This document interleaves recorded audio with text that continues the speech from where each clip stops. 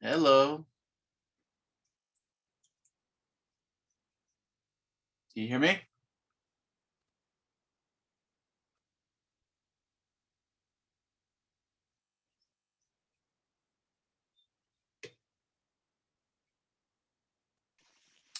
Jen, do you hear me?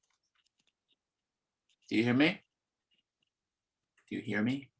Can you hear me? I hear you. Yes. Awesome. Thank you. Yeah. Okay. Cool.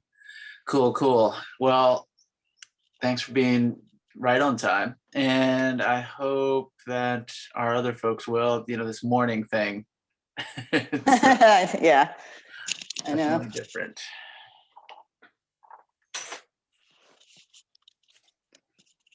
At least you don't have to rush to get somewhere. Yeah, no, that is true.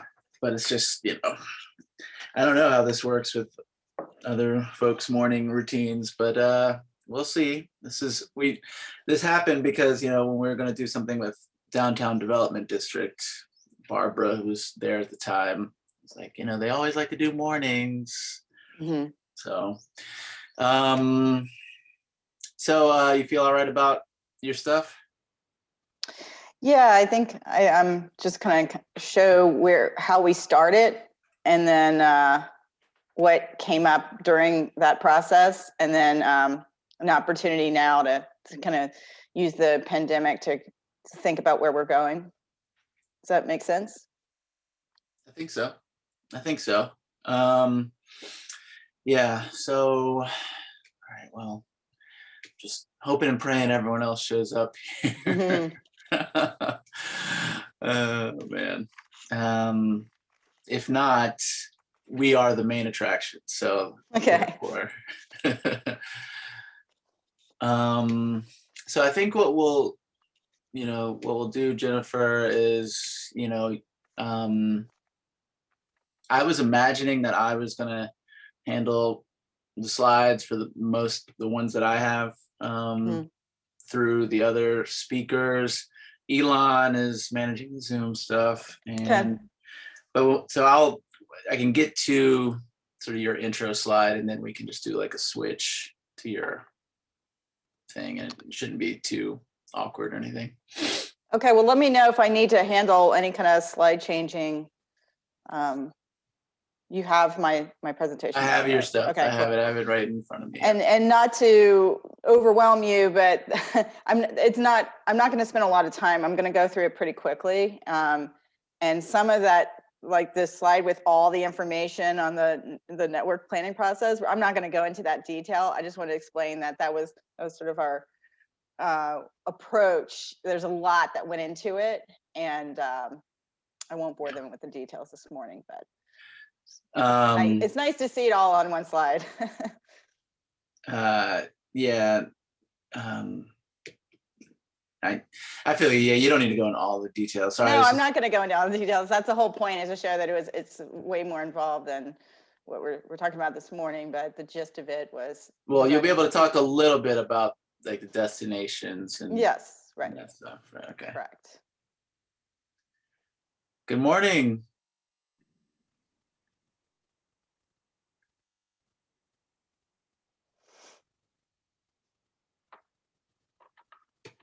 Hey, Megan, do you hear me?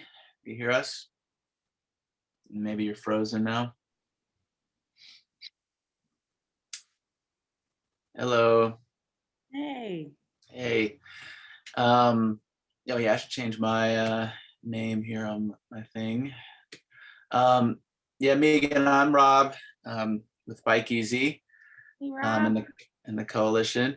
And you do say your name Megan, right? Or I'm saying Megan. how it's, yeah. And I think, is it myself or is it Kelsey who's going to introduce you? Can you tell us how to say your last name there?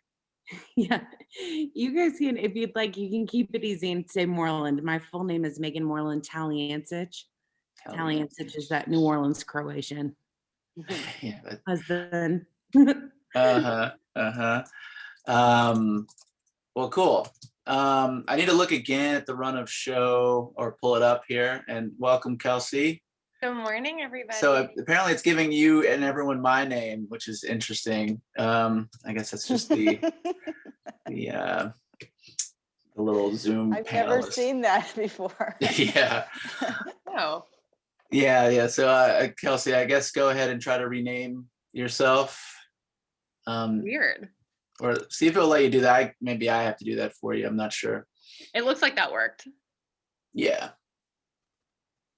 Yeah, I haven't seen that before either.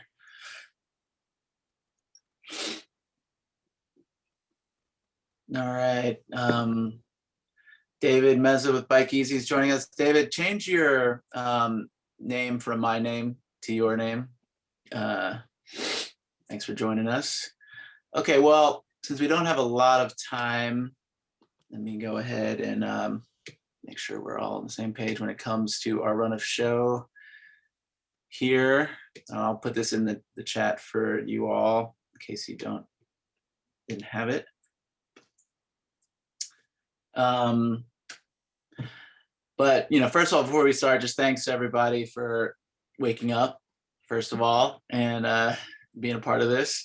So I think the run of show, should be pretty accurate as far as our actual time flow goes.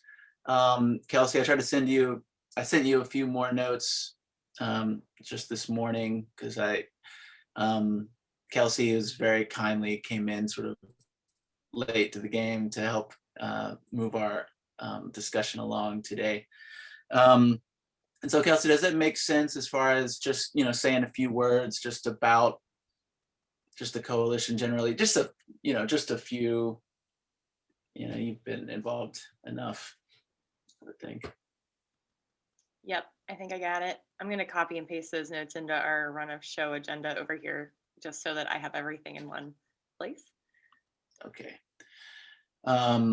Great. And I sent around the presentation itself that I'm going to be manning the controls of, or at least that's the plan as of right now. We could do a quick change if needed, but Megan, I got your info and photos in there, and I thought you did a great job with those talking points, so I figure you'll be able to speak to and through those, and we'll just kind of keep it on some of those photos as you talk, and that should work out just fine. Just real quick, Megan, are you Megan or Megan?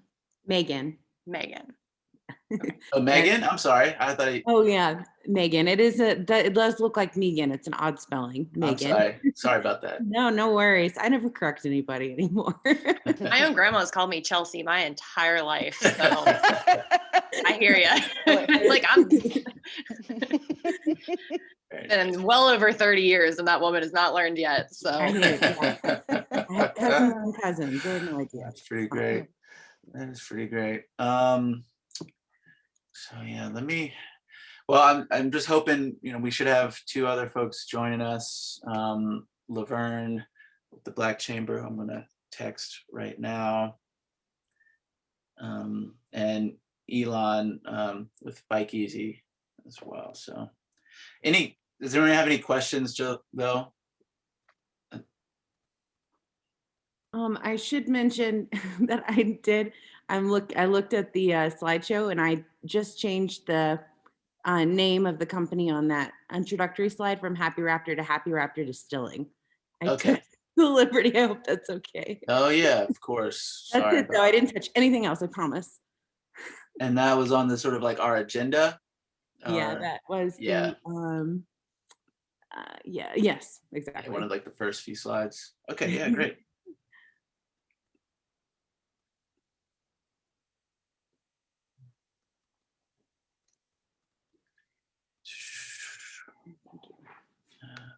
This is my husband, Mark. He's my support today. Mark's our also co-founder and our CEO and head distiller. So I'll be speaking, but I forced him to wake up with me. We're in Wyoming, so we're an hour. It's 6:45 here. Oh God. Cool. Good on y'all. Yeah. Yeah. Well, welcome, Mark. That's great. Thank you.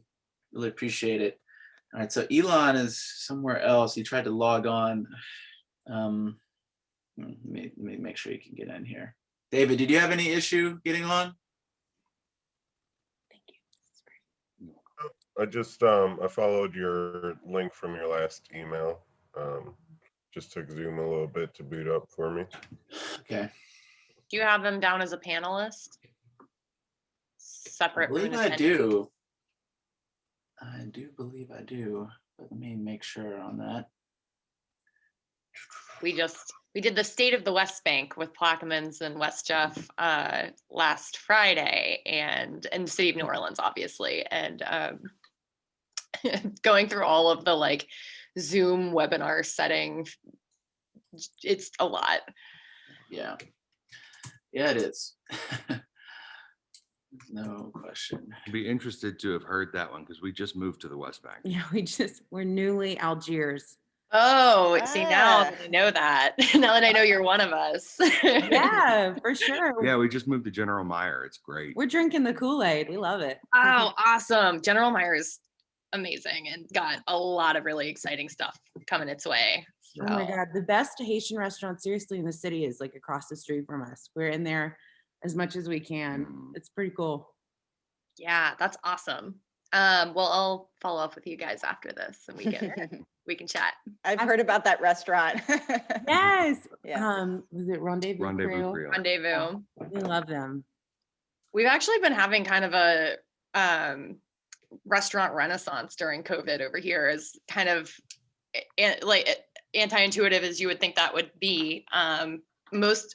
Almost the majority of business owners in Algiers own their commercial space. We're at the Algiers Economic Development Foundation, and I'm going to be joining y'all today as kind of a host and moderator to get us through this agenda.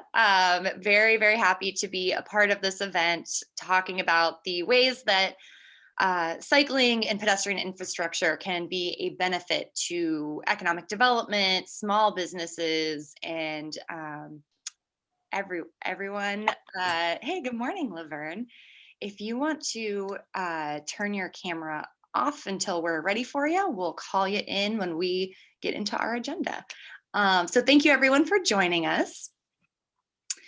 We are going to talk about a few things on our agenda today. Kind of why we're here today really is to talk about how cycling and pedestrian infrastructure impact our safety and health. And that's for everyone, whether you're on a bike, on foot, in a car, or riding public transportation. Our economy, how this infrastructure really does benefit small business, big business even, and getting employees to work safely and on time. And our environment. That's certainly something we're all thinking about all the time as New Orleanians these days. That picture of the flooded streetcar is, I think, probably a little triggering for a lot of us with that season right around the corner. Great. So we are here today hosted by the Complete Streets Coalition, of which the Algiers Economic Development Foundation is a member, but we are just one of over 35 local organizations, including Tulane University.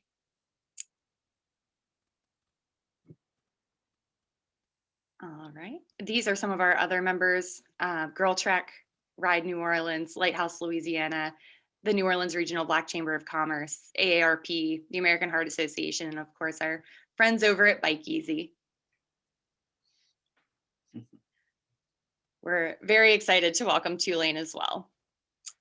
So I'm joining today as the moderator for this event, as the executive director of the Algiers Economic Development Foundation, as I mentioned.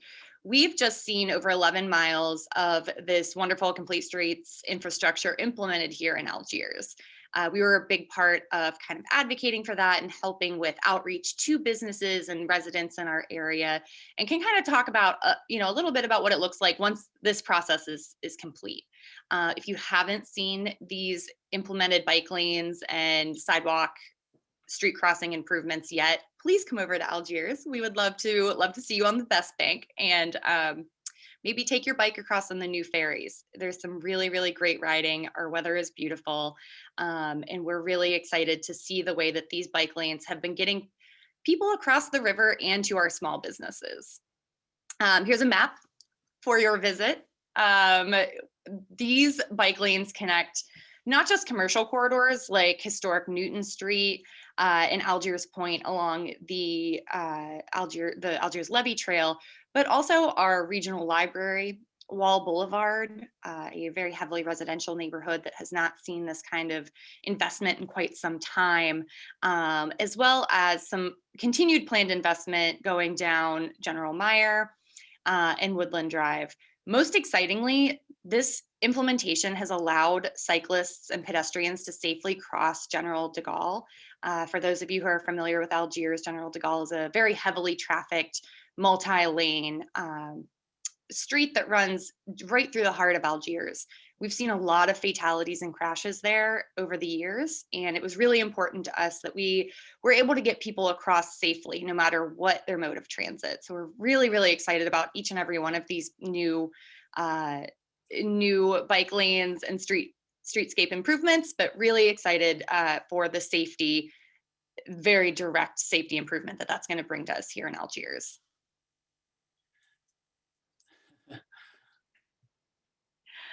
All right, so a little bit of housekeeping before we get started. Please write your questions into the Q&A section on the Zoom window. We've been doing this for a year, so I'm sure y'all know where to find that at this point. If you have any issues, please let us know in the Zoom chat, and we will be sharing a few poll questions as well, so please participate in those.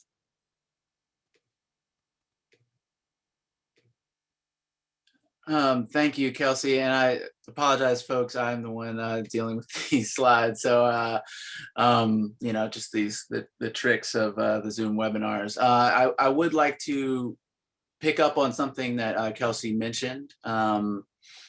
Please do. We are going to save the end of our session here today to answer questions that any of you might have about whether that's joining the Complete Streets Coalition, more questions about moving New Orleans bikes, or for any of our panelists today. So you can see at the bottom of your window that there's a Q&A button. Please put any questions in there, and we will do our best to answer them. And I also just want to again thank everyone for showing up this morning. It definitely is the morning time, and so that's easier for some of us than for others, and it's all appreciated. But we know that our business leaders, business owners around town, have to get to work today, so that's why we're taking this time in the morning to try to give you this information before the rest of your day. So I'm going to jump back in to our sort of slide deck and just talk through some information about why we're here today, specifically the campaign that we're running that's centered around educating and building support for better mobility, specifically better and safer walking, biking around the city of New Orleans. And then our focus today, of course, about why that's a beneficial change and improvement for the business environment here in New Orleans. So let me once again share my screen here.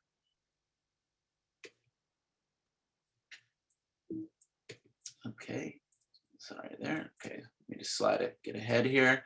I work for Bike Easy, and in our role in the Complete Streets Coalition, we're running this campaign, which is centered around outreach to individuals and organizations all around New Orleans. Excuse me. And before I dive into some more of the other details, I just wanted to take a moment to speak to why we're here, which is, the Complete Streets Coalition is coming together to reach out directly to yourselves as local business owners. And there's many reasons why you might want to get involved in the campaign that we're running. We're trying to show and highlight all of or as many businesses as we can who really understand the opportunity of more people walking and biking and riding the bus directly to and from their businesses. So we want to show that support. But if you were to join in either as a supporter or a member of the Complete Streets Coalition, which is something I'm going to follow up as we end today's session about, you can really play a role with all of our community partners, our neighborhood associations, advocates, different groups around town to stay in touch and stay up to date with the different Complete Streets projects that are happening, rolling out on a quicker and quicker basis, and get involved in great community events that can highlight your business. So there are some real tangible benefits to this. Also, we have programs to provide bike parking at your business at discounted rates. We also have ways to highlight a business that is bike friendly, or at my organization, Bike Easy, we have a Bike Easy certified program to lift up and offer more incentives for businesses that make themselves friendly and amenable to people walking and biking. And then we also do education work. And if your organization is of a certain size and have an interest in educating your staff or leaving materials out for your customers, we can help do that either with workshops or with other ways to provide a safer and more educated community around these issues. So we are here, and I'm going to try to be as efficient as I can with this, because the city of New Orleans has made a commitment, made an investment, spent time focused on the need to make our streets safer and more accessible. And that happened over the last 1.5 to 2 years, with the end product of a lot of planning and input from the public being a citywide vision for a low stress bikeway networks all across Orleans Parish in every neighborhood. And that would be through a mix of protected bikeways, bike boulevards, improved crosswalks and sidewalks, all connected to one another. So this slide you're looking at now shows the progress going into this spring and then summer. So as Kelsey mentioned, a lot of the Algiers improvements have taken place for the most part. And now in the Marigny, a lot of that work has also been completed. And now there's additional protected bike lanes and these facilities that are going to reach these sections of the city. You see kind of centered around the downtown core of the city of New Orleans, which means a few things, certainly with a big focus on getting people to and from their jobs, to and from your stores, popular destinations, as well as parks and river levee trails and the like. So when we talk about a low stress bikeway system that the city is building, it's comprised of these elements. This is literally what we're talking about when we're talking about the bikeway network being built. Bike boulevards, which are the smaller streets that we know we have so many of in New Orleans, doing some work to make those safer for walking and biking and just a more comfortable environment. Then the protected bike lanes with the physical separation between cars, trucks, and then bikes. And then all these other walking improvements that are going in throughout the bikeway network construction areas. So this is a view of what it looks like on Marconi Drive, outside of, just alongside City Park and Delgado Community College. Here's what was still a pretty smooth street for New Orleans, as we know, what it looked like before, and then what it looked like after. And this is a visual that we show when we go to different neighborhood groups to illustrate the different changes and why it's an improvement for all the different people that use the road. So you see bus shelters, ADA accessible ramp for people getting on and off the bus, making it safe to cross a bike lane, striping and other markings on the road to make it very clear whether you're driving, whether you're biking, whether you're walking. Here's where you're supposed to be. Here's how it's going to be safe and comfortable for everyone. And then here's just some imagery of the latest really great improvements that have taken place in the Marigny area on the riverside of Elysian Fields, kind of coming to and from the French Quarter. So you see all of this work was fit in there, and it's a very comfortable and safe corridor now for people biking and walking. You see someone is biking with their kid in tow there. That's the sort of thing we want to see more of. And so we're really excited about that. And also to to Kelsey's part of town here at the Algiers Library. That's really exciting, to make that neighborhood hub even more of a neighborhood hub. And then, of course, it's a concern for a lot of folks, making sure these bike lanes are going to be kept safe and clean, and not just piling up with all the different things that happen. So we're really excited that the city has a new street sweeper specifically to clean these new protected bike lanes. And then it just showed this picture here of, as this work is happening, green infrastructure, stormwater management installations are occurring as a part of this work to make streets a little more safer, but also to make them more flood protected.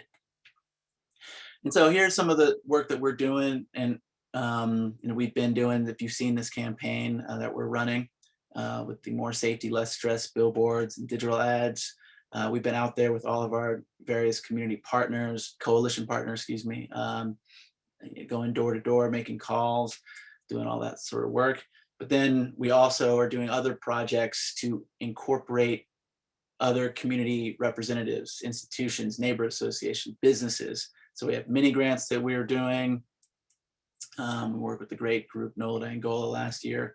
And we're just about to announce 11 new organizations that we're doing mini grant projects with. So that would be bike rides, events in neighborhoods, art projects, maybe like a pub crawl sort of thing. So all these different events that we're doing to try to make sure people are aware and active and engaged with this. And then we're doing a big public art installation later this year with a great local artist at several different installations to just tie in this work into the community itself. And some more information real quick before I hone back in on specific knowledge and studies about business being improved through biking and walking. Just a general sense here that of what the community, what voters, what residents feel about improved mobility and protected bike lanes and the bike network. People get it. We've now done 2 rounds of scientific, telephone polls through a national polling firm, ALG Research, and the residents going in from last year to from 2019 to 2020, late 2020, get it, and they get it more and more every day. And so here's a number that is, very relevant to you all as business owners and operators. Almost 60%, 58% of registered, voters in New Orleans say that if biking could be made safe between their home and where they want to go shop, they would sometimes, not all the time, but they would occasionally, sometimes, maybe often, ride their bike instead of drive. They would do that safe, physical, active way of getting around town. So that's a clear majority. That's almost a super majority, of all of our residents and voters. So that's a strong number. And then we have a lot of other strong sense of support from the residents here. And these polling numbers from August of last year are specifically about protected bike lanes and residents' understanding of what those mean for them. And you see here, people support the mayor's plan to build out this bikeway network. They support installing new protected bike lanes with a somewhat of an understanding that there sometimes are trade-offs. Either that might be a lane reduction or some street parking in some instances, not in all instances, but obviously people have to make decisions about what they want on the road. And you see a very strong number of people want to see those protected bike lanes installed because they understand that there's a crisis of safety as well as health and other things that we would like to have here in New Orleans, improvements we'd like to make. And you see a especially strong number, almost near unanimity, about getting folks to downtown, our essential workers, our hospital workers, but also just all of the jobs that exist downtown. We want to have multiple ways to get to and from the downtown area.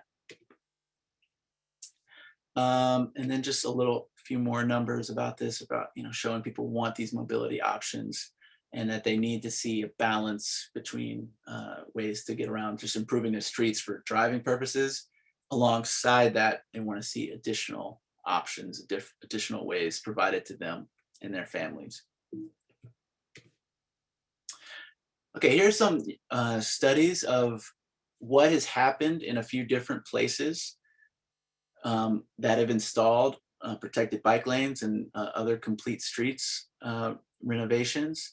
Sorry, I don't have all the pictures and images for this. It was hard to squeeze it all in here, but you can see Lancaster is not a big city, and they had a corridor where they instituted, I think, increased sidewalks and protected bike lanes, just a big renovation, a big complete streets renovation in that town.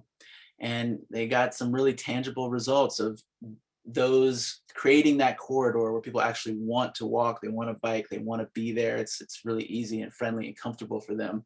Lots of new businesses opening, increased revenues, as well as a dramatic decrease in collisions and personal injury, which, as we know, saves money. And it can, not just that, but when there's a big crash, it can tie up and affect your business in other ways. You might not be able to get a delivery on time because there's some problem in the street. So when those incidents are cut down, it's just helpful for the overall environment for your business. And then looking at New York City, which a lot of you may know, has instituted a lot of protected bike lanes throughout their city. And in those areas, local businesses are seeing increased sales. And the main point of all that is that if people are walking and biking to and from and in front of your business, they're not going to go that much further. They need to stop in. They're going to frequent things that are much easier to access for them in their slower trips. They're not zooming by where your shop is located. They're much more likely to stop in. So you see a lot of numbers about that, as well as reduced commercial vacancy, which tends to, raise up the attractiveness and amount of customers for surrounding businesses. And then closer to home, I think we want to pay note to the Lafitte Greenway, which serves a role sort of as a spine of the bike network that's being built out. It's probably currently our best bikeway facility in the city of New Orleans, and it continues to attract new businesses, increase business sales, and these are just some of the improvements and installations that have happened just since 2017 on or adjacent to, actually all of these are on the Lafitte Greenway, and these are more causes, more updating of public space that creates a friendly, attractive environment for local businesses to pull those customers in, pull those visitors in, and make sales and increase their bottom line. So with that, I'd like to introduce Megan Moreland. She did tell me how to pronounce her last name, and I'm failing right now, but she and her husband are great founders of a fairly recent local business, and she's going to share some information about that. Can you hear me, Rob? Okay. Yeah. Oh, great. Okay. We're tuning in today from Wyoming. We're on vacation with family, so I've switched to the phone, but if you guys can hear me, we're good. I'm Megan Moreland Taliancich. I'm the co-founder and chief brand officer for Happy Raptor Distilling. We're New Orleans' newest rum distillery. We opened our doors on February 14th of 2020, just in time for the first Uptown Mardi Gras parade. We say our mission is to create premium infused rum inspired by our culture, our community, and the things that bring us joy. And that mission really informs every choice that we make at Happy Raptor. We're located at 1512 Carondelet Street, which is, if you're familiar, we're right at the corner of MLK, Martin Luther King Jr. Boulevard, and Carondelet Street, just one block off of St. Charles Ave. So like right behind Voodoo Barbecue, if you know where I'm talking about. So our primary customer is primarily 65% female, which I should mention I'm very proud of, and 35% male, generally between the ages of 25 and 55. We host lots of tourists in the distillery, especially as we can see those tourist numbers climbing as restrictions start to sort of loosen in Orleans. But truly, truly the bedrock of our business is local. And of course, just simply due to the nature of our business, we make locally handcrafted rum. We're made from 100% Louisiana molasses. We're very community focused, community first company. As a result of that and a million other factors, our customer in the tasting room is usually local and very highly engaged in buying local, drinking local, and like us, is heavily invested in the community. I should add too that we're a woman-owned company, and we have a team of 10 people. So our staff is additionally 50% female, which is fantastic. When we're talking about transportation and safety, I will say that 50% female number definitely raises the stakes higher when we're concerned about making sure that our neighborhood is safe and that our staff and our guests have safe and effective transportation options.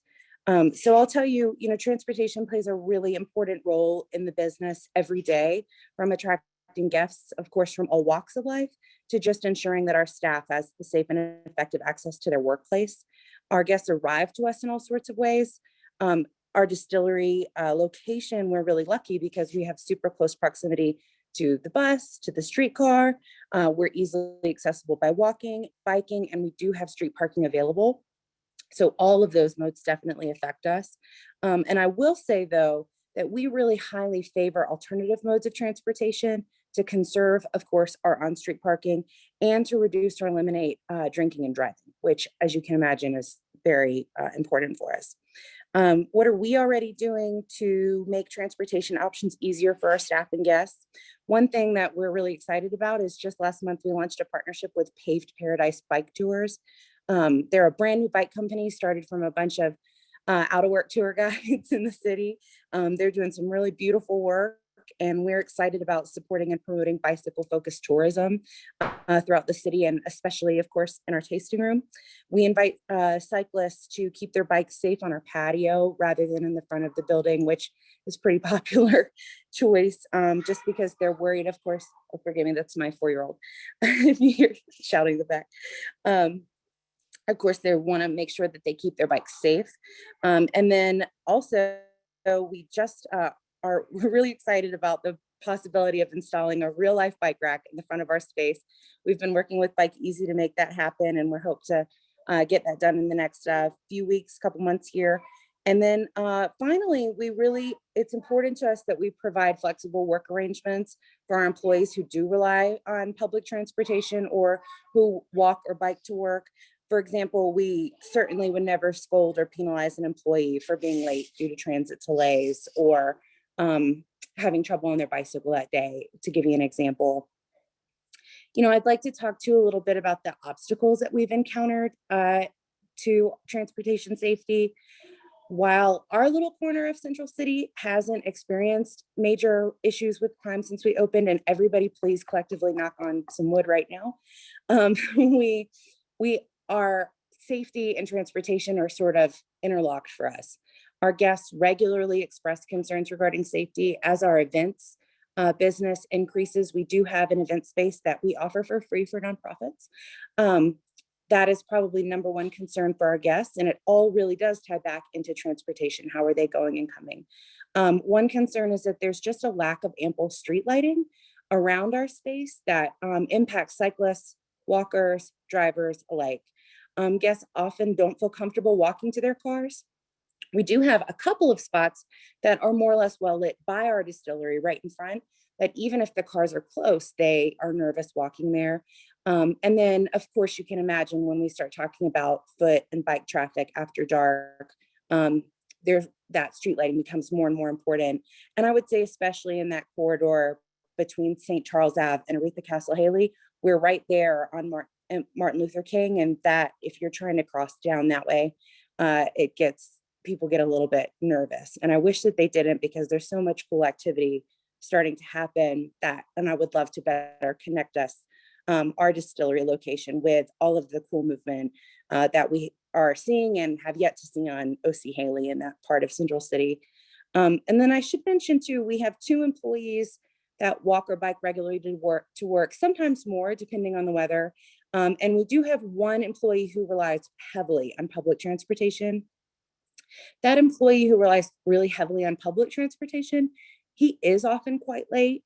Of course, we're really understanding of this, but it absolutely impacts our flow of business. For example, he is our very first hired employee ever. He's one of the most dedicated team members. We love him so much, but I can't schedule him to open a shift, which is usually the job of a shift leader, because sometimes he's an hour late or more. And that does, that's a big bummer to put it lightly. And we really can't call on him for last minute staffing issues. Sometimes we can, but we just anticipate a long delay before his arrival. And I should mention that that employee is a person of color, which, we talk about in the city, a lot of issues of equity with our transportation system. And that's just more anecdotal evidence that, that's tricky. For him, and we feel strongly that it's our responsibility to support him. And we're always looking for new ways to do that. And then our employees who walk or bike, they do tend to be more prompt. They live closer to the distillery, but we are actively concerned about their safety. Of course, I mentioned we're a 50% female team. We'll often have 2 female bartenders on a shift. And then, our customers who come to the space, I would say more often than not, they'll just grab an Uber after dark and they go to their next location or they go home. But for our employees, that isn't economical. So if you can imagine, it's dark outside, they're closing up the distillery, there's nobody on the street, everything's dark. And here's my, my tour manager hopping on her bike, going home in this dark space. And I definitely worry about how, they're getting home. And, there's only so much we can do besides, telling them to be safe and keep us updated.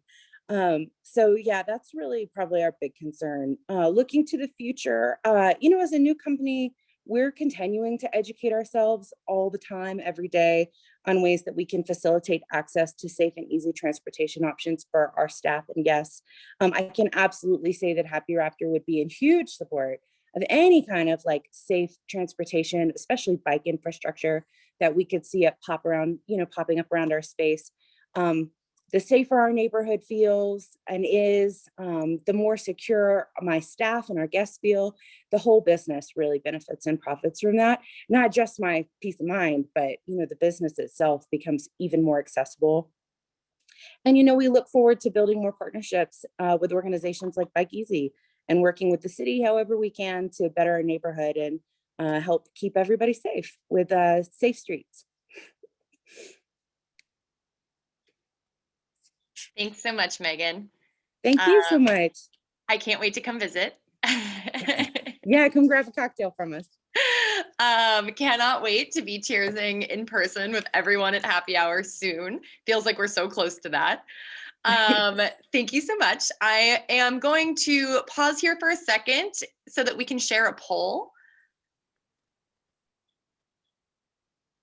I don't know what Zoom magic needs to happen to make that poll pop up on our screens, but you should be seeing it shortly.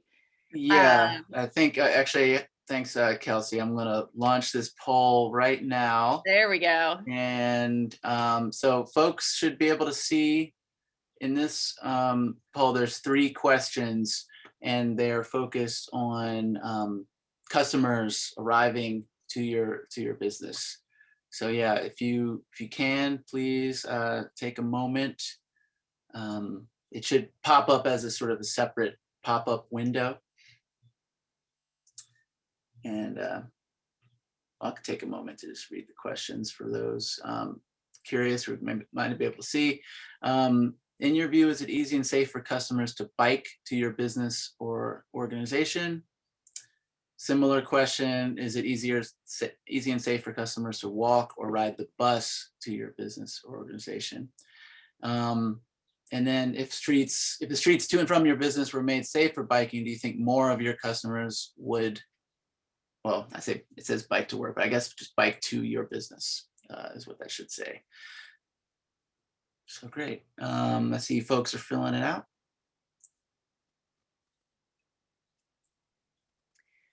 While everybody completes their poll, would you like me to? Yeah, we can proceed. Introduce our next speaker is going to be Laverne Toombs, the Executive Director of the New Orleans Regional Black Chamber of Commerce. Their mission is to work with Black-owned businesses here in the greater New Orleans area to make sure we have equity in our business environment, both for business owners, for customers, and just in our ecosystem at whole. I'm going to go ahead and Rob, do you want to share the results of that poll, or do we want to go ahead and invite Laverne to join us? No, we can go ahead to Laverne. Hey, Laverne. And we'll share the results because we're going to have a second one and we'll come back to it. So. All right, Laverne, the floor is yours. Well, thank you, Kelsey. I appreciate that. And Robert, good morning, everyone. I am Laverne Toombs, the Executive Director of the New Orleans Regional Black Chamber of Commerce. And thank you for allowing me to participate this morning in today's discussion. Again, I want to just thank Robert and David and your team, as well as the New Orleans Complete Street Coalition and Bike Easy. Of course, they are a member and a partner of NRBCC, and we appreciate that. In regards to NRBCC, as Kelsey mentioned about our mission, has been to support and promote and educate our Black businesses for sustainable growth and expansion within the 10 parish region. Our goal is to continue to be a resource and a voice for Black businesses. And I believe that my discussion today is to explain why better mobility is so beneficial to economic growth and community health. In January, we had the privilege of partnering with the New Orleans Complete Street Coalition and Bike Easy to host one of our Straight Talk series. And the title of it was Your Business and Improved Mobility. We were able to do that through a grant, and not only through their membership, through all of us, which Bike Easy is a partner with us in that grant. We had some discussions about I guess if you will, in regards to how is it that cycling and business and health all are one. And so we came up with this idea through all of us, through the grant, to be able to have those type of conversations. But one of the things that I'm really excited about, not only the fact that we had that conversation regarding business and improved mobility, as well as individuals' health, is the fact that we're currently working with New Orleans Complete Streets to identify Black Chamber members to install their bike racks in targeted areas where there's heavy cycle traffic across the city. And I'm glad to hear about the work that the city of New Orleans is doing and working with you all and having what we call shared lanes. Of course, we still have a lot of work to do in regards to safety and educating the community about the importance of shared lanes and appreciating the cyclists that's on the road. But with that, we hope with our funding that we receive, that we will include the bike racks as well as installation in areas across the city with our Black businesses who show interest in having these racks. And of course, our ultimate goal is to increase more bike riders, as well as for our businesses to increase customer base and revenue for our businesses in certain targeted corridors. So I guess the real question here is, why is this important? And it's very interesting that someone asked me a question about a couple of weeks ago about why do we talk about health and business? And one of the things that the Black Chamber has, I guess, kind of changed its focus somewhat is to talk about health, because I think it's extremely important, because when you're healthy, you're able to do the things that you need to do. And especially if you're a business owner, your health is extremely important. And why not cyclists? I'm an avid cyclist myself. Of course, I'm a little leery about traveling on the road, even in a bike the bike lanes, but I do take interest in riding on the bike trails and paths across the state of Louisiana and across the country, matter of fact. But one of the benefits I believe and bikes use have a significant benefit. And of course, is centered around community health. The other one is friendly and vibrant local shopping, which I heard someone mention earlier, in regards to our economy and most importantly, our environment.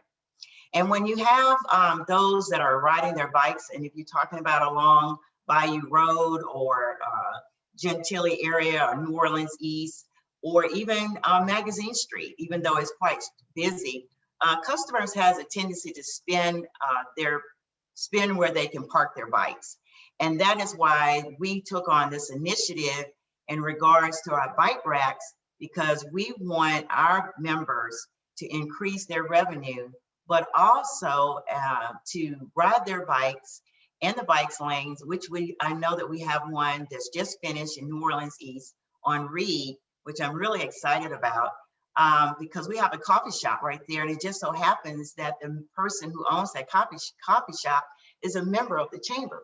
And I have had a conversation with her about installing a bike rack, and she has expressed interest in having one there. So hopefully that will be one of our first businesses that we will have a bike rack and install it there. Not only that, when people ride their bikes, and study has showed that when you spend locally and often, of course, we see a number of our individuals who ride their bikes to the grocery store or different other areas with their little smaller loans. They actually pass by a particular business's slower, and which is an advantage to small businesses because they can actually see what's happening in the storefront, and curious and park their bikes. And as I heard also someone said that when you have accessibility for people to park their bikes, they're more likely that they will come into your business. I shared a story with Robert not too long ago about my own personal experience where I wanted a smoothie at a particular business, and not Smoothie King. So I just want to make that very clear. And so I was riding my bike, and I did not want to leave my bike on the ground or outside. So I brought my bike inside the establishment, which I'm sure was not allowed, but I did not want to leave my bike outside. Of course, the manager wasn't quite pleased with me with bringing my bike inside. Fortunate enough, I was able to get my smoothie. But again, thinking about having that conversation with the owner, because that particular establishment is all over the city of New Orleans. And I had the privilege not too long ago to drive by about 4 of them, and there are no bike racks in those establishments, which actually is a heavy cycling traffic area. And so I think that if we have that conversation with the owners of those establishments, I think that they will see where the advantage is of having those bike racks, and they will see the increase in their revenue. So another thing too, with those that ride their bikes and shop, they tell their friends in regards to where there are bike racks located at particular establishments. So at the end of the day, I think our ultimate goal here is to increase cycling in areas of our city, which potentially boosts retail spending, and people who cycle are more likely to stop and visit shops more often and spend more overall than those that drive. So again, I'm really excited about the fact of us partnering with New Orleans Complete Street Coalition and Bike Easy.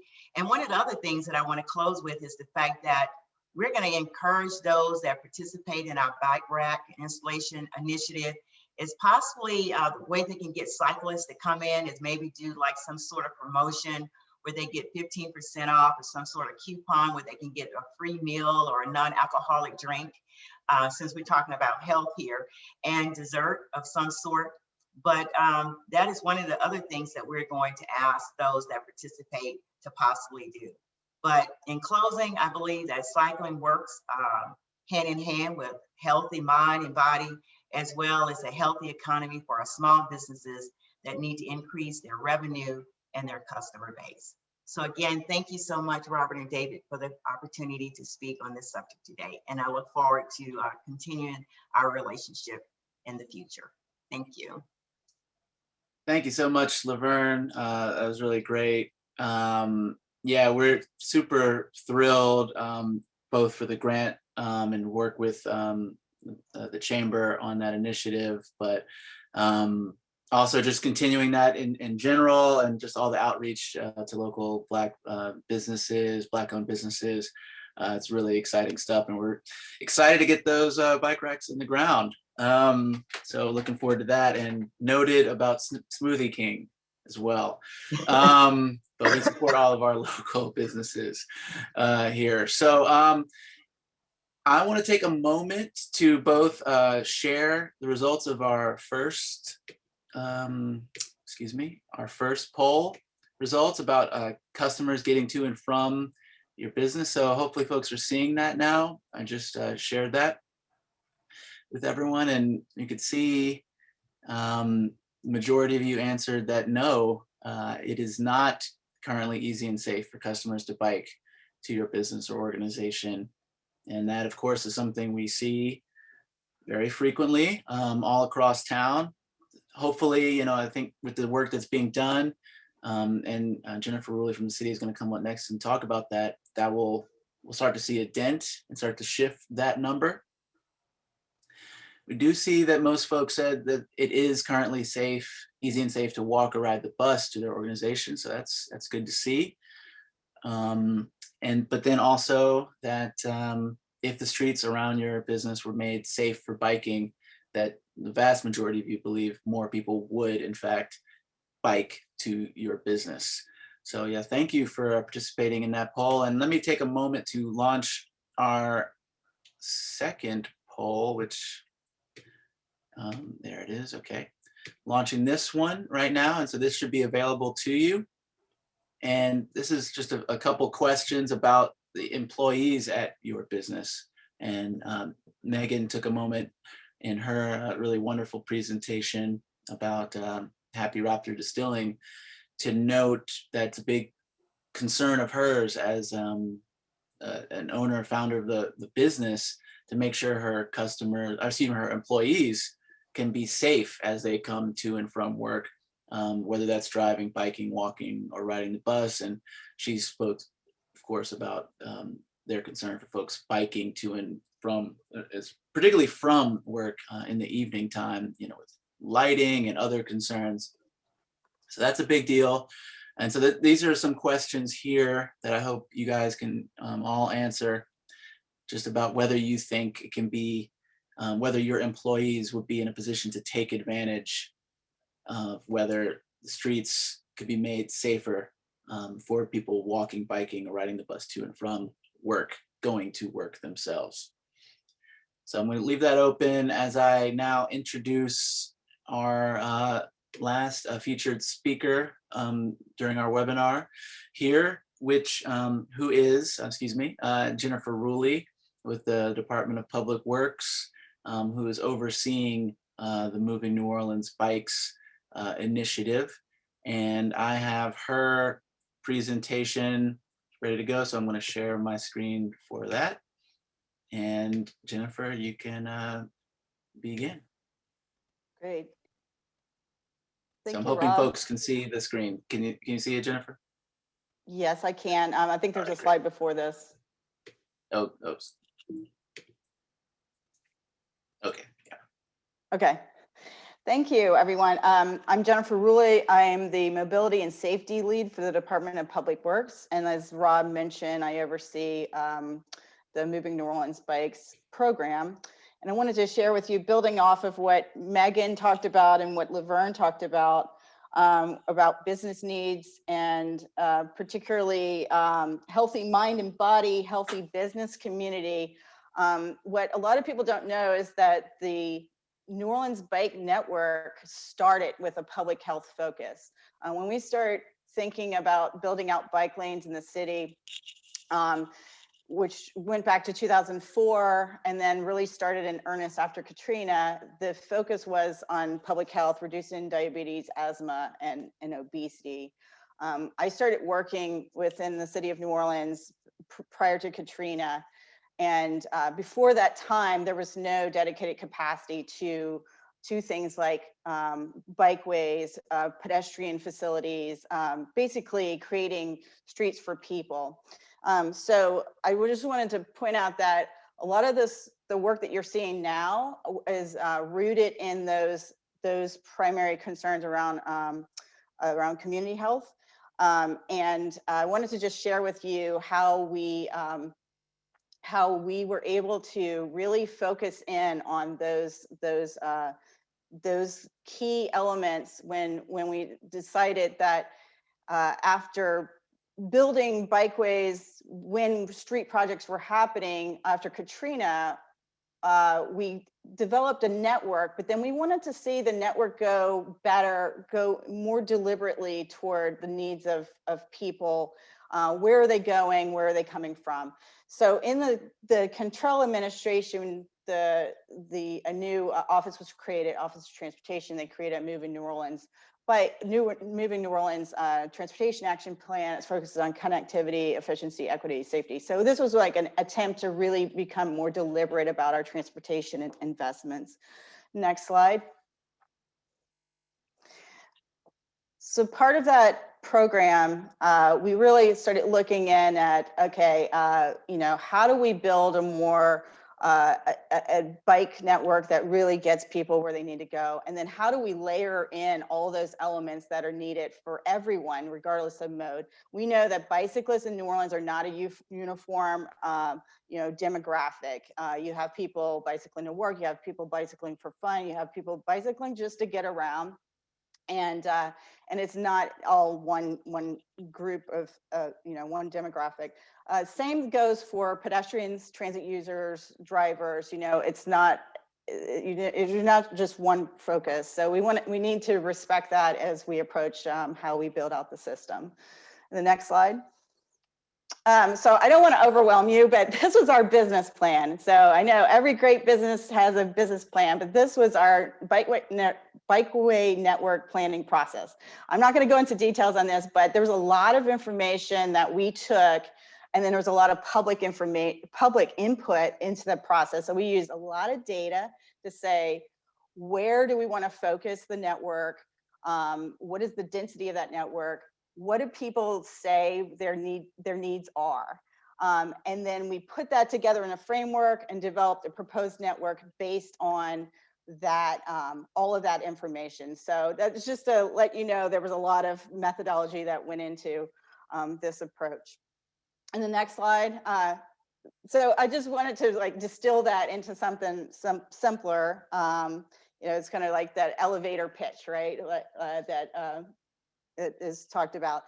So we're creating a safe, connected, useful, equitable, and timely system for bicycle connectivity. And when I say timely, instead of taking decades to build out a network, we're looking at how can we accelerate that network to better deliver on needs, on the neighborhood needs. So with that in mind, these are the guiding principles behind our network. But most essentially, we wanted to know, where do people need to go? Where do they want to go? And we asked these questions in a series of 12 meetings, in-person meetings, plus online, interactive kind of mapping tools. So when we asked these questions, and this is going back to 2019, this is what we heard. The next slide.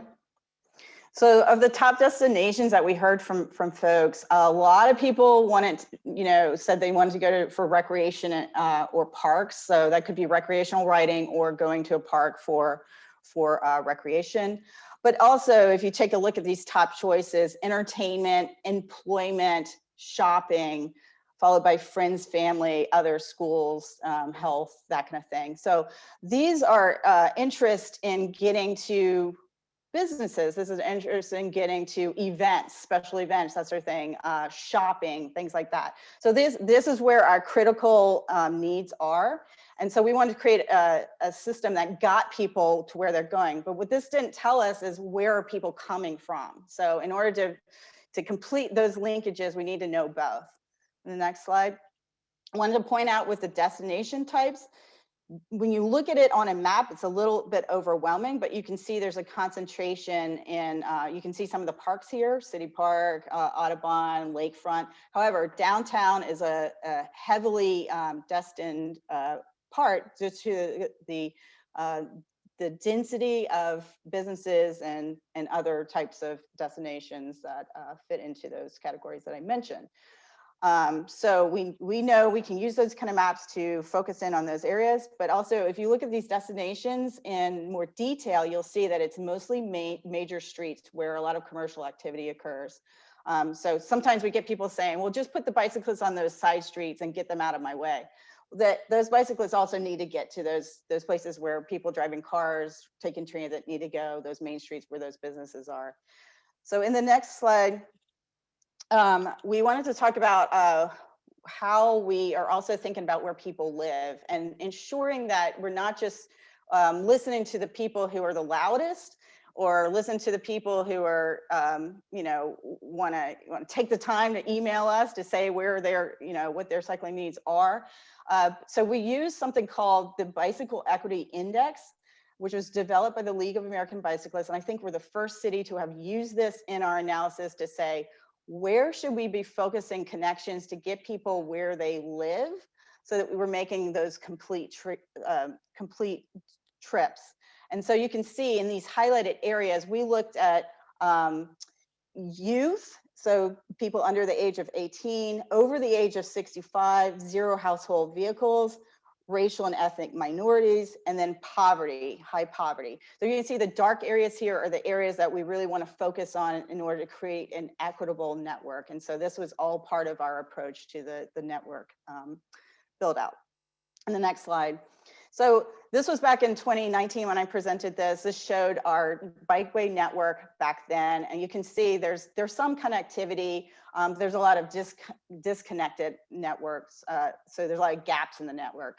The idea was that we were going to go from a 22% low stress network using some of the facilities that Rob mentioned earlier to over 95% low stress in the future. So on the right, you see the connected or bikeway blueprint, which shows a lot more protected bike lanes and bike boulevards and really focusing on those equity focus areas and then also the destinations where people need to go. So that just kind of shows you where we came from, where we're going.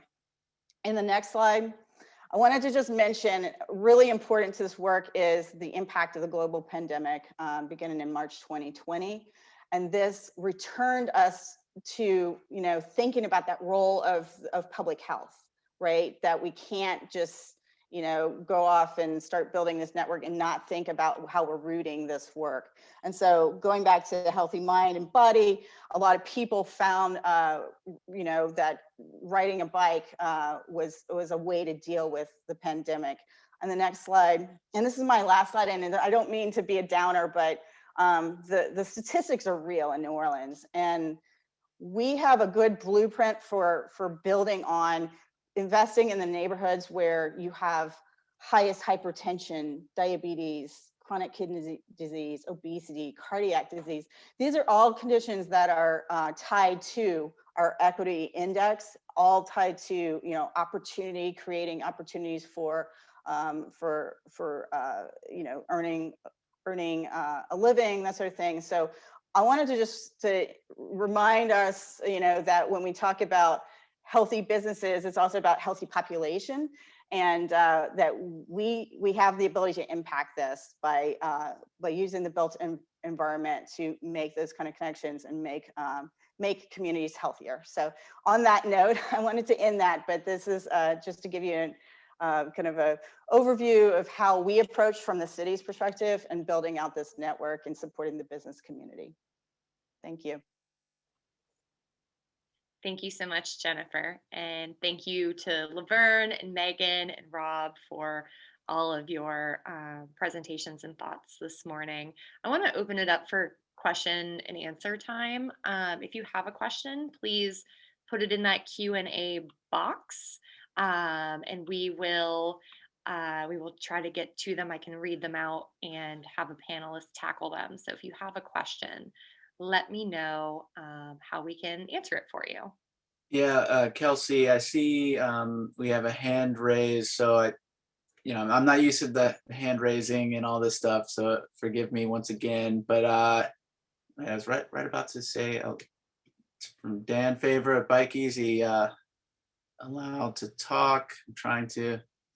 Here, you can unmute yourself. Sorry, that was a mistake. I didn't mean to have my hand raised. Oh, just playing around, I see. Okay, no worries. Thank you, Dan. I will take this moment. Please do put in questions, or yes, you can raise your hand. That's another thing that can happen here. To share the results of our second poll about employees at your business, and I'm clicking share now so folks can see. We actually have quite a number. We have 4 different businesses here who are over 26 plus employees. So I really appreciate y'all being here. First of all, to everyone here, of course. And that a majority, again, a clear majority of you all have employees who bike, walk, or ride transit to work. And again, a clear majority saying that if streets were made safe for biking, more of your employees would, in fact, bike to work. 6 saying yes, 2 saying no, 1 saying not sure. Well, that's very helpful information. It does track again with what we've seen and what I'm sure Jennifer at the city has seen as well. So I really appreciate that information from everyone. I think maybe we have a question. Got a question here. I can read it out for y'all. This is from Anthony, who asks if, and Jennifer, this might be a you question. Will you provide access to the professional traffic engineer's study of the impact of bike lanes on congestion in the Barone O'Keefe corridor?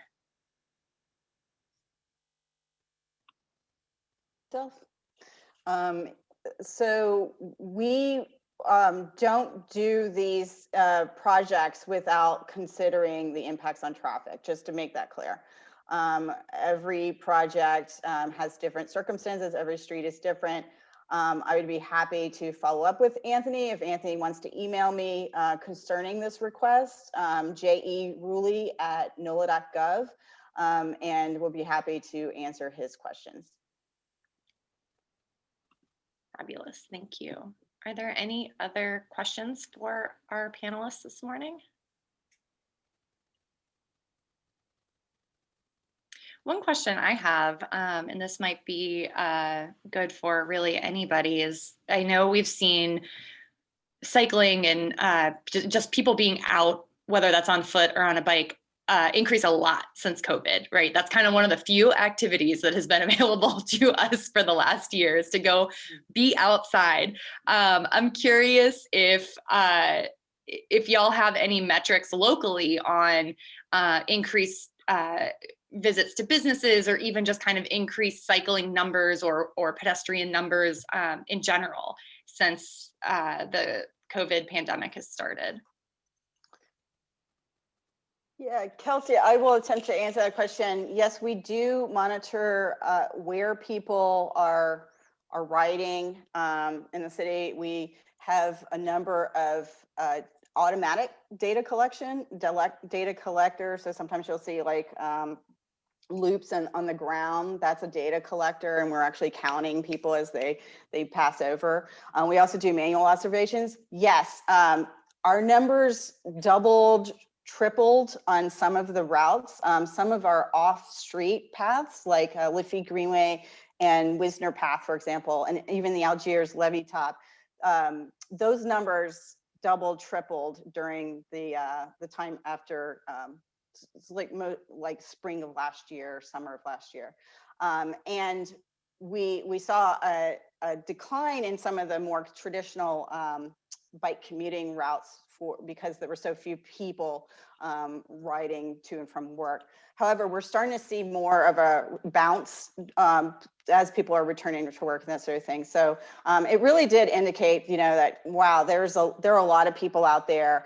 That we had the numbers to actually show that there were that it wasn't just imagining and see like what we were seeing, it was really confirming that people were out there riding in huge numbers. That's great. I will vouch for the Algiers levee being one of the hottest spots in town these days. And, you know, I'll always plug Algiers. So we just cut the ribbon on the expansion of that levee path from Federal City all the way down to the Chalmette Ferry on Monday. So if you haven't checked that out yet, you can now get from the Chalmette Ferry all the way to the Gretna, downtown Gretna, I guess what used to be the Gretna Ferry, and obviously the Algiers Ferry in between, all on a really, really beautiful paved bike path with some really great striping and amenities. So if you're looking for a nice weekend activity with the sunshine and good weather this weekend, come on over. I can take this moment, Kelsey. I'm sorry, I didn't cut you off, did I? Nope. Okay, great. That's the end of my plug. Yeah, no, feel free to plug the best bank, as you say.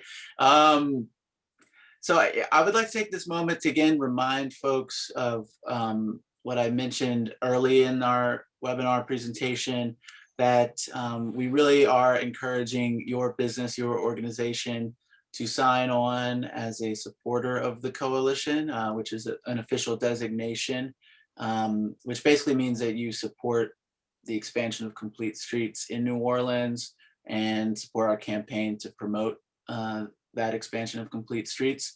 Or you could also join as a member if you really want to get active in our campaign and participate as an organization. But as part of that, or as related to that campaign, I'm sharing a Google form in the chat now. I just put it in there.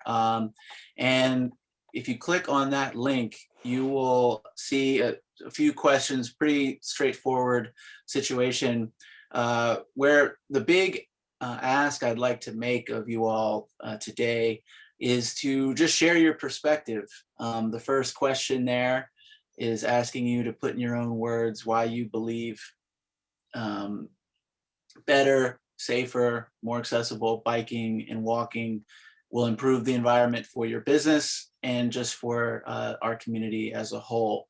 And so just putting that in your own words, trying to think about either yourself, a customer you have, an employee at your business, who you can focus that question through, you know, really think about what would make this real and what these improvements might mean. And then just from there on down the Google form are just a few questions on how you might want to get involved with the campaign, with the coalition, if you need bike parking at your business, if you'd like to be involved in a sort of organized ride or walk. Another thing we do are walking audits of a neighborhood to see how walking safety is. You know, things like that, other ways to get involved in the campaign. And at the very bottom of the Google form, you can click directly a link if you are just ready to sign on as a supporter or want to become a member of the New Orleans Complete Streets Coalition. Just a really quick online sign up form, which is at the bottom of that Google form that I just linked to. So it sounds like it would be really great.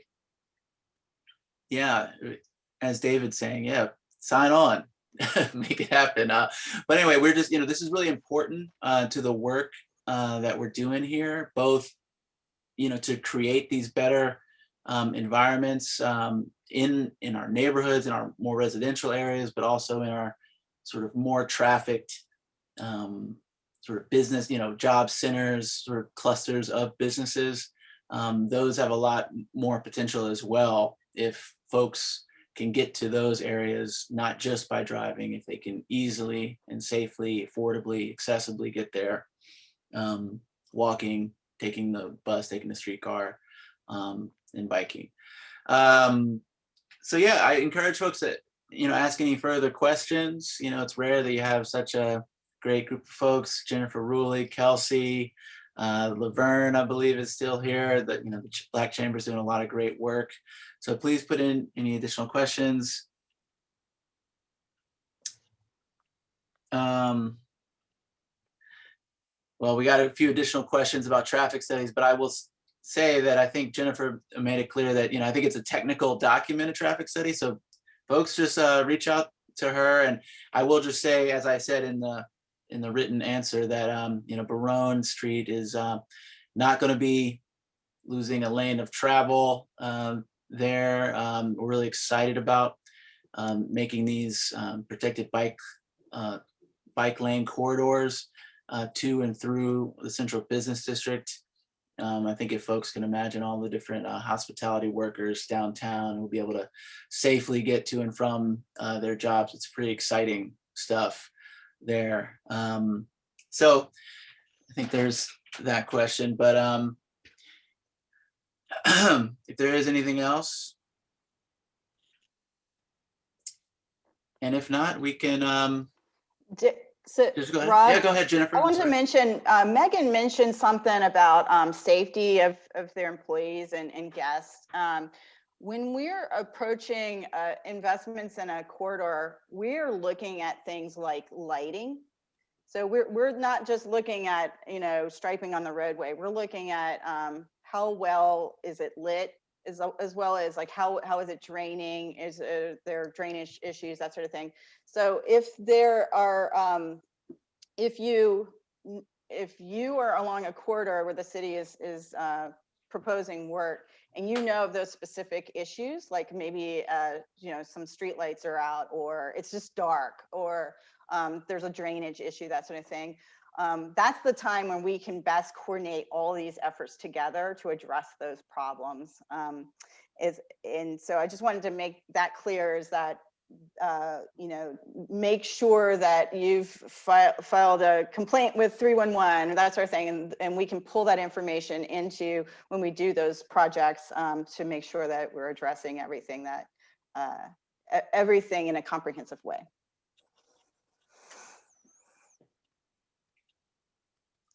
Also, bike racks. We're trying to drop in more bike racks out there, but I don't think the city will ever get to the point where we'll be able to have enough bike racks without some participation from businesses providing their own bike racks. So it's a joint effort. So I just wanted to, we rely on businesses to do that, and then I know businesses rely on us when it comes to the public right-of-way improvements. I will also highlight that when I was over at the Algiers Point Association, which is my local neighborhood association, we worked with Bike Easy to install a fix-it station on the Algiers Levee path. So it's right there by the 101, 108 connection bus stop, by the ferry, kind of right in that middle spot between the Algiers Levee Trail headed towards Gretna. And that has been, for a very low cost to our neighborhood, a major draw for a lot of people, especially when COVID was first starting. There were actually some folks that kind of went out, and it was like office hours. You could swing by and they'd put your bike up on that thing and get it going for you. I think a lot of us were dusting off bikes that had been unloved and unused for maybe a long time. So that's something else to consider, not just bike parking, but even other cycling amenities that help get folks kind of off the beaten path sometimes and to you when they've got a flat or a chain pop or something like that. So just wanted to highlight that there's a lot of infrastructure that's really helpful for a lot of us who do get around on bike. And yes, as David said, it is the most scenic fix-it station. It's got that beautiful downtown skyline. So if you need to fix your bike, come check it out. Yeah, Kelsey, I just wanted to say I was there with some guests from out of town yesterday. So we were at that fix-it station, and then we had lunch at the Dry Dock Cafe right next to it. And then we went and walked down the path, and there were a lot of people out yesterday. Yes, it is. The weather is beautiful, and this infrastructure is absolutely getting used, not just around the point near the ferry, but all across Algiers. Our office here at the Algiers Economic Development Foundation is just, we're in the Orleans Parish School Board building. So we're right off Wall Boulevard. Wall Boulevard's bike lane is this beautiful kind of dedicated bike lane that kind of merges in and out of a neutral ground walking path. And that walking path is always bumping. Children, seniors, folks out walking who were never out before that implementation. So it's really great to see all areas of Algiers and all areas of New Orleans, obviously, getting this kind of infrastructure that we've seen really just kind of downtown through the the past decade. Really spreading that across our communities and our neighborhoods is really, really exciting. Jennifer, would you like to answer Dan's question here about, well, I can read it for you. The return of bike share has been in the news. How will this effort align with the new bike share program? Yeah, so yes, the city is restarting a bike share system. It will be run by a nonprofit. So the last bike share system was Jump, which is run by Uber. And then they basically ceased operations after COVID. So this new bike share system is intended to complement the bikeway network, and in some ways it'll inform, where our bike trips will be happening and where we want to go. So yes, the idea is to merge those two efforts. They complement each other and don't act in conflict with each other, and hope to see more people out on bikes, but also increase the safety of those connections, and also ensure that people who are jumping on a bike maybe haven't been on a bike in a while, as Kelsey mentioned, that they kind of know the bike rules of the road and how to be safe. So yeah, that all goes hand in hand. Great, thank you, Jennifer. So we have a question here from Lilith Winkler Shore, saying that she's seen in some cities are working with businesses to create discounts for folks who bike to their stores. Have we seen any of these programs around the country? How could businesses better promote biking to their business? Madison, Wisconsin has a program. Thank you, Lilith. Well, one thing that we did with the coalition is in our first round of mini grants that we awarded, we were able to provide some funding for discounts at local farmers markets for people to walk, bike, or take the bus to the Sprout NOLA farmers market right on the Lafitte Greenway. And so I think that was an exciting program. I think it's really beneficial and helpful to all parties involved. I think it is something we'd love for the city to adopt, or maybe there's a way for some of these great economic development organizations, Chamber of Commerce, Black Chamber of Commerce, to help promote and hopefully fund or get some grant funding for such incentive for customers to visit these businesses. Sounds like a great initiative that hopefully we can build on. And I'll make sure to look at the Madison, Wisconsin program. Laverne, I see you popped in there. Did you have something to add? Sorry. Yeah, I had mentioned that in my remarks, that we're going to encourage those that participate in our bike rack installation initiative to possibly encourage cyclists to come by a discount, as I said, like free dessert or beverage or 15% some discount or something of that sort. So that's one of the things that we are going to do with our members, to those that participate. And I also would like to say, even though that this bike rack initiative is primarily for our members, but again, if we have maybe one or two based upon the numbers that we get, if there's someone who is interested in a bike rack in front of their business, we possibly could accommodate you. So please let us know, because we really want to get this initiative started. Thanks. Yeah, thank you, Laverne. I think we're, getting a sort of dedicated, platform, web page together. I think the plans are coming together with the coalition and the Black Chamber of Commerce to make that as easy as possible, so that both of us can be promoting that bike rack initiative that Laverne is talking about, that we're both really excited about. Yeah, and just, all the great stuff that we're doing at Bike Easy. I did mention this before, that education services, workshops about making sure that your staff, your business, other organizations that you or your business might be involved in, understand how to be safe, how to, we have this great people-friendly driving course at Bike Easy that we provide. So all of these are meant to sort of smooth out this transition and make sure that all of us, whether we're the business owner, we're the employees, or whatever the case may be, understand how to safely and effectively get to and fro with these various means of travel.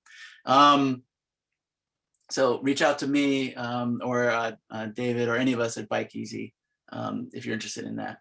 So we have one more question here. Study from Dr. Silas Lee. Well, Kathleen, I forget. Oh, you're talking about a previous round of polling that we did with Dr. Silas Lee. We've released, some polling information at every stage of when that polling has occurred. I don't know if you want to see the deep crosstabs and all of the different numbers with all of that stuff, but I just shared some with you, and I think I can promise to share more polling information as it becomes available. I think it's just with all of that work, it's important to make sure we're being clear that these are scientifically conducted polls of New Orleans voters and registered New Orleans voters, residents here, and we just try to communicate that clearly. And then share the results. And I think the results speak for themselves. It's pretty positive stuff, but we'll just try to keep you informed the best we can. We have one more question in the chat as well about plans for encouraging environmental tourism.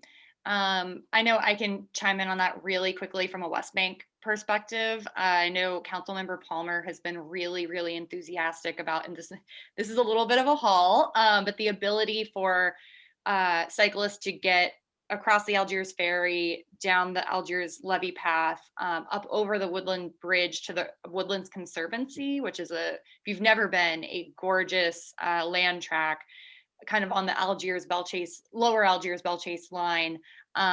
It's got some really great hiking trails, and they have some really fun education programming over there as well.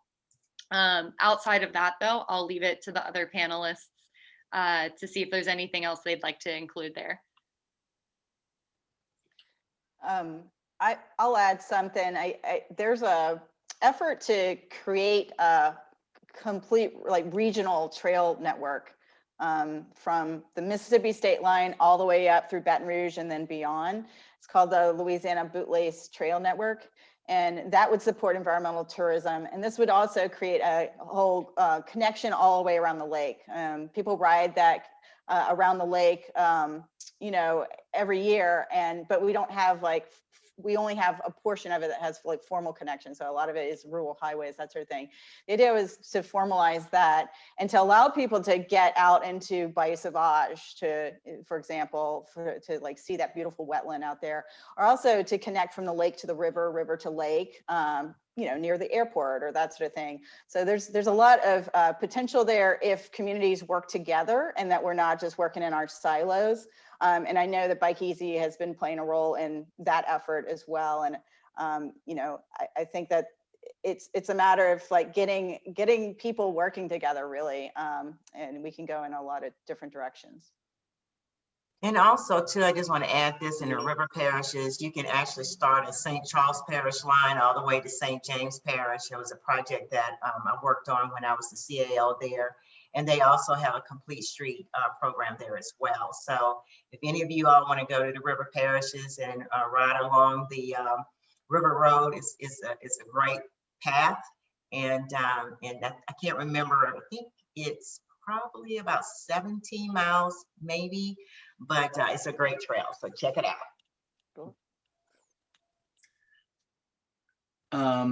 Jennifer, I don't know if you can answer Chris's question here about continued traffic studies. Would you like me to read it, or you see it? He asked, will continued traffic studies be conducted after implementation to provide for tweaks or changes where they may be needed? When we talk about traffic studies, so there's some monitoring that happens, evaluation that happens after a change is implemented. We just had this happen on Holiday Drive, for example. Holiday Drive bike lane was put in. What happened was that there was some backup occurring. It turns out that signal, the traffic signal at the intersection, that there was a change that had happened. It just kind of slipped in timing.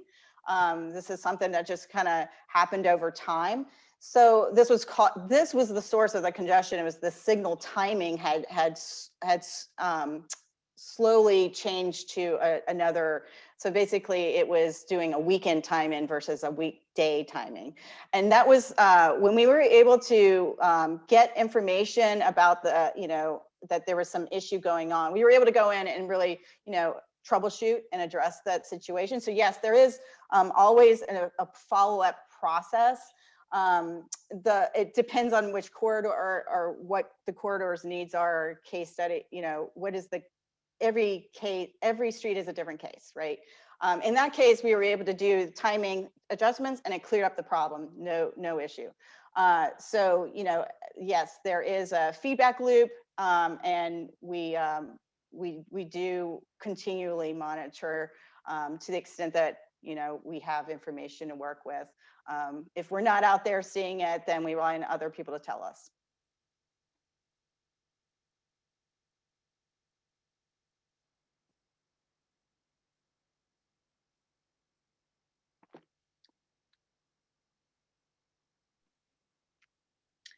It looks like we have another question here about what measures are being considered for large scale events. So French Quarter Fest, Saints Game, when we have kind of a big push of cars, and also other folks that are maybe arriving to those events on transit, on bike or walking. Yeah, so increasingly people are figuring out that they can get a lot closer to those big events by taking other modes. I mean, there's no other better case than Mardi Gras, right? So trying to get down to the parade route in your car, an hour before the parade is like practically impossible. But if you're on a bike or you're walking, that sort of thing, you could park right on the parade route. So I think people have figured that out in New Orleans as far as like if they have the ability to switch to another mode. And so you increasingly see like there's more bike parking at the Superdome, for example. There's a lot more accommodation happening around these large events for other modes to encourage people so that you're not just like sitting in traffic. You want to be at the festival, right?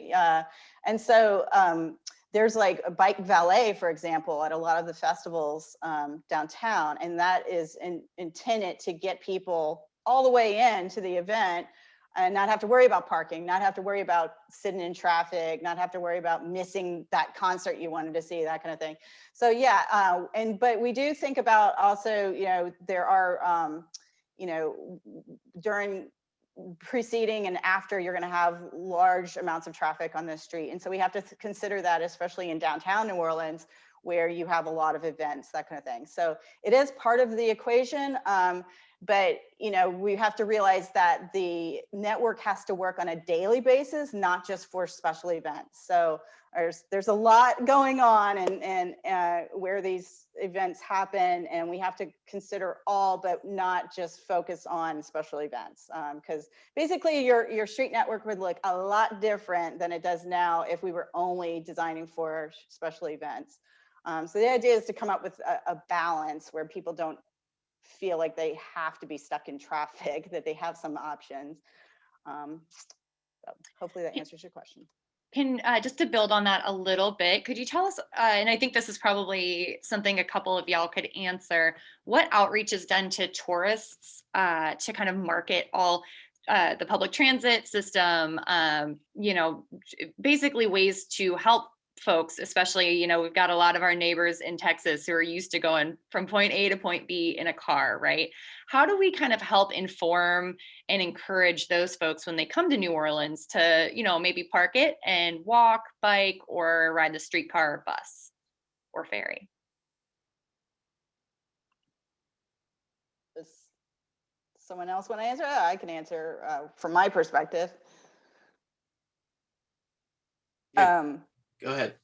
Yeah, well, something that happens for special events like Jazz Fest, for example, is that oftentimes those kind of events are closely coordinated with RTA, with taxi cabs, with Uber, Lyft, pedicabs, bike parking. Like that's an example of where if there's an effort to coordinate, you can coordinate and prioritize access for those kind of modes and promote through the through hotels, through different publications or online sources that you can get closer using some of these modes than trying to drive, park, risk getting a parking ticket, that sort of thing. So I think that there are some efforts to do that. I think some events are better than others in terms of how closely they're coordinated. And I think we could probably do a better job of providing those options for more types of events, but also on a daily basis, promoting. I mean, the blue bikes, for example, were used by a lot of tourists because they were just right there and very accessible. But but some businesses, bike rental businesses, complain that the tourists would gravitate toward those kiosks and rent a bike from a bike share system and not come and rent a bike from them, the business who takes care of the bikes and does that for a living. So there's a balance there, and I think that there's clearly getting word out that if you're getting on a bike share bike, you're going to pay for that rental more than you would for renting a bike all day long from a bike rental shop, because the minute charges add up on a bike share bike. So I think that any way that we're looking at partnering with the business community to get that word out as much as possible, because like it coming from the city maybe isn't the best source, but there's clearly ways I think that we can work together between the city, business community, and other like business chamber and so forth to help get that word out. Yeah, I think I don't have much to add onto this particular question, but I do think that for some of our organizing work and some of the issues around bike share that I know we have an interest in, some conversations have taken place over the years about trying to get, some of the, the tourism board more, with better messaging around that, and maybe even some support to get people on bikes to go visit, not just in the downtown area, get folks out into the neighborhoods to visit some local businesses and promoting those sort of, smaller bike adventures to support local businesses. So I think there's more work to do there. We are at 9:30. We're actually at 9:31. A bar bike franchise. I think you can get away with it, Chris. Fill out the survey and let's be in touch, and we can hopefully make you guys a bike certified business, Bike Easy certified. I want to thank everyone who's participated, everyone who's attended this webinar today. This was early morning. You still got your whole day ahead of you, which is fun stuff. Really appreciate it. I especially want to thank all of the panelists, Megan Moreland with Happy Raptor, Laverne Toombs, Executive Director of the Regional Black Chamber of Commerce, Jennifer Ruley with the Department of Public Works, and especially Kelsey Foster, who's come in here to help host this event with Algiers Economic Development Foundation, a great partner, continues to do great work on the best bank. They've just really, I think, Kelsey said it herself, they've been really excited about what's happening in Algiers. And I think now, as Algiers Bikeway Network comes fully into view, we're just deeply excited about all the possibilities on the East Bank as well. So that's why we're reaching out to folks today. And I hope you've gotten something from this. We'll be trying to follow up with as many of you as possible, and just reach out with any further questions. You can reach me at rob@bikeeasy.org. But please provide your testimony about your business in that Google form that I shared. And thanks again. Really appreciate everyone's time today. Take care, everyone.